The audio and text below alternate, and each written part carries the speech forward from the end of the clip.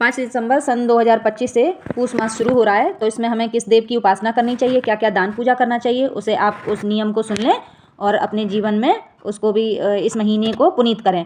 तो पूष माह में सूर्य भगवान की पूजा की जाती है, क्योंकि इस महीने में सूर्य धन राशि में प्रवेश करते हैं और इसे खरमास भी कहा जाता है। इस दौरान दान और पूजा से सूर्यदेव को प्रसन्न किया जाता है। ये हमारे रोग दूर करते हैं। ये साक्षात देवता हैं, पंचदेवों में इनकी पूजा की जाती है।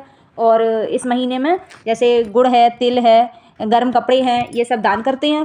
कंबल है, स्वेटर है, मोजे हैं, मफलर है, शॉल है, जो भी आपके पास बने आप उसको दान करें और भगवान की पूजा अर्चना करके उनका आशीर्वाद प्राप्त करें। समी और पीपल के पेड़ की पूजा की जाती है इसमें विशेष। महीने के हिसाब से मैं आपको बता रही हूँ, समी और पीपल के पेड़ की पूजा करें, क्योंकि बरगद है, पीपल है, समी है, नीम, आंवला, तुलसी, इन पेड़ों में हमारे यहाँ देवी देवताओं का वास होता है, तो हम इन पेड़ों की पूजा इसीलिए करते हैं। सूर्यदेव की पूजा से हमारे शरीर के कष्ट दूर होते हैं। सुबह की जो किरणें हैं भगवान की, वो हमारे शरीर के लिए बहुत ही लाभकारी हैं, एक तरीके से दवा का काम करती हैं। यह एक जीवंत भगवान है, इनके अंदर संसार का अंधेरा मिटाने की शक्ति है। तो आप सूर्य भगवान को जब जल दें तो उस तांबे का लोटा लें, पूर्व दिशा की तरफ मुँह करें और नहाना और ये सब तो बताना ही नहीं, नहा के ही सभी लोग जल देते हैं।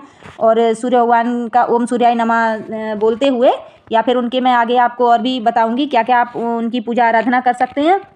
और गायत्री मंत्र का जाप करें आप उनका 11 बार, 21 बार, और वैसे तो 24 बार बताया गया है कि आप 108 बार ना कर पाएँ तो नित्य आप 24 जाप करें गायत्री मंत्र के। और गायत्री मंत्र का ये विधान है कि हम मुंह से उनके शब्दों को उच्चारित न करें, मन ही मन में बोलें। तो गायत्री मंत्र का आप जितनी बार जाप कर पाएँ उतनी बार जाप करें और भगवान को तांबे के लोटे में जल दें। उस तांबे के लोटे में आप गुड़ डालें और सफ़ेद तिल जरूर डालें। ये विशेष पूजा है सूर्य भगवान के जल के लिए। और आप उसमें लाल पुष्प डालें, लाल चंदन डालें इस तरीके से। और गिरा हुआ जल जो भगवान को हम जल देंगे, दोनों हाथों से लोटे को ऊपर उठाकर तब हम सूर्य भगवान को जल देंगे और भगवान की 7 परिक्रमा करेंगे।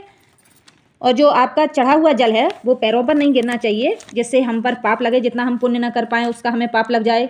तो आप इस तरीके से किसी गमले में या किसी बर्तन में रखकर आप दोनों हाथों को ऊपर कलश को उठाकर आप जल दें उसमें और भगवान की 7 परिक्रमा करके उन्हें वंदन प्रणाम कर लें।